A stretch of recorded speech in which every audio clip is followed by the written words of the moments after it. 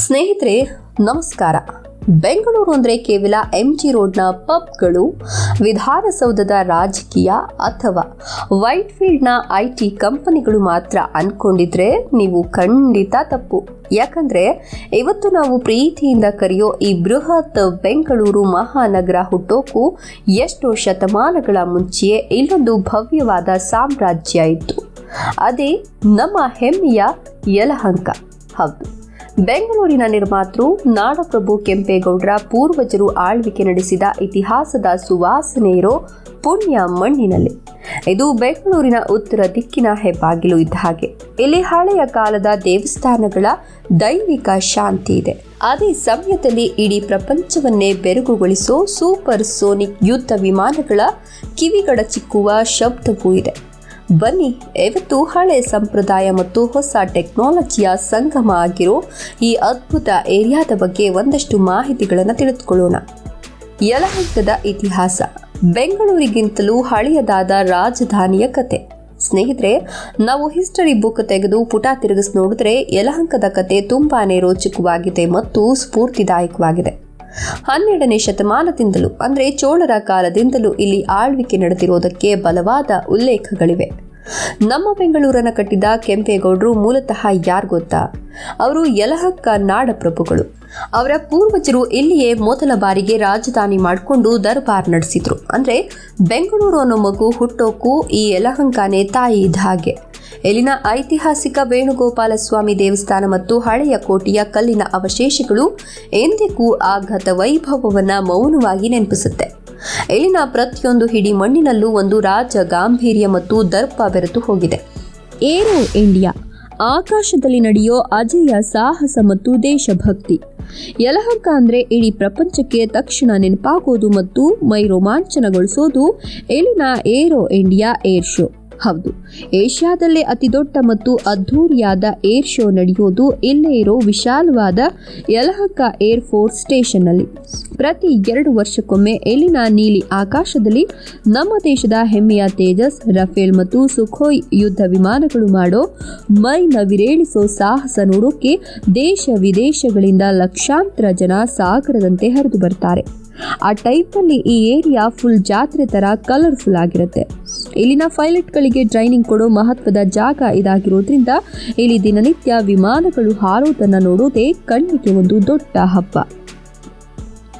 2 ವಿಭಿನ್ನ ಪ್ರಪಂಚಗಳು, ಹಳೆಯ old town versus modern new town.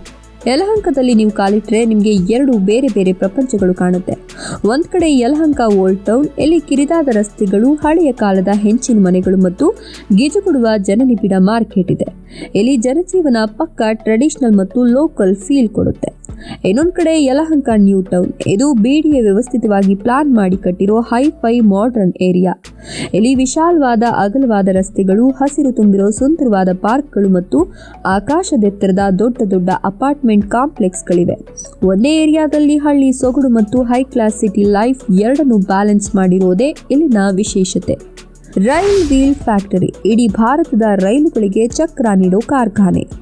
ಸ್ನೇಹಿತರೆ, ನೀವು ಊರಿಗೆ ಹೋಗುವಾಗ ರೈಲಿನಲ್ಲಿ ಪ್ರಯಾಣ ಮಾಡ್ತೀರಾ ಅಲ್ವಾ?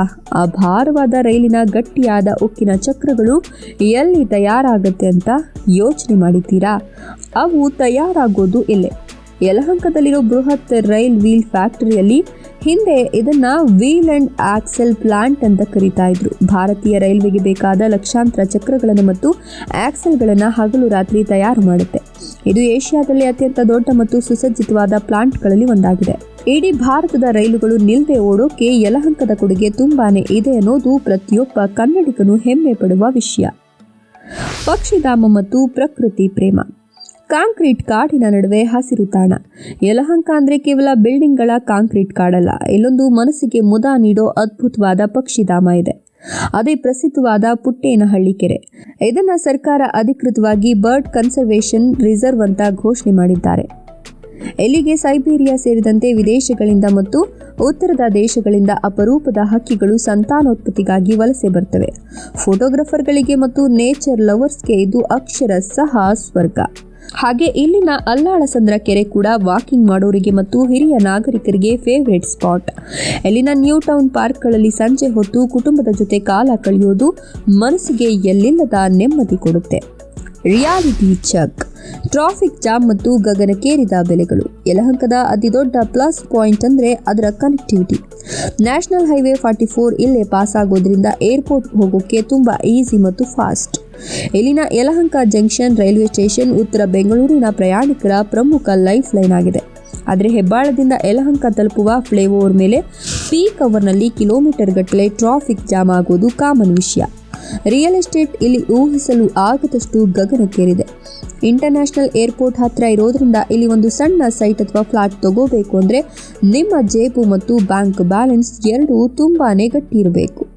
ಯಲಹಂಕ ಅಂದ್ರೆ ಇತಿಹಾಸದ ಗಟ್ಟಿ ಬೇರು, ಕೈಗಾರಿಕೆಯ ರೈತರ ಬೆವರು ಮತ್ತು ಯುದ್ಧ ವಿಮಾನಗಳ ಏರು. ಬೆಂಗಳೂರಿನ ನಿಜವಾದ ಬೆಳವಣಿಗೆಯನ್ನು ನೀವು ಕಣ್ಣಾರೆ ನೋಡಬೇಕು ಅಂದರೆ ಎಲ್ಲಿಗೊಮ್ಮೆ ಬರಲೇಬೇಕು. ವಿಡಿಯೋ ಇಷ್ಟ ಆಯ್ತಾ? ಯಲಹಂಕದ ಬಗ್ಗೆ ನಿಮ್ಮ ಅನಿಸಿಕೆಗಳನ್ನು ಕಮೆಂಟ್ ಮಾಡಿ, ಲೈಕ್ ಮಾಡಿ, ಶೇರ್ ಮಾಡಿ ಮತ್ತು ನಮ್ಮ ಚಾನಲನ್ನು ಮರಿದೇ ಸಬ್ಸ್ಕ್ರೈಬ್ ಮಾಡ್ಕೊಳ್ಳಿ.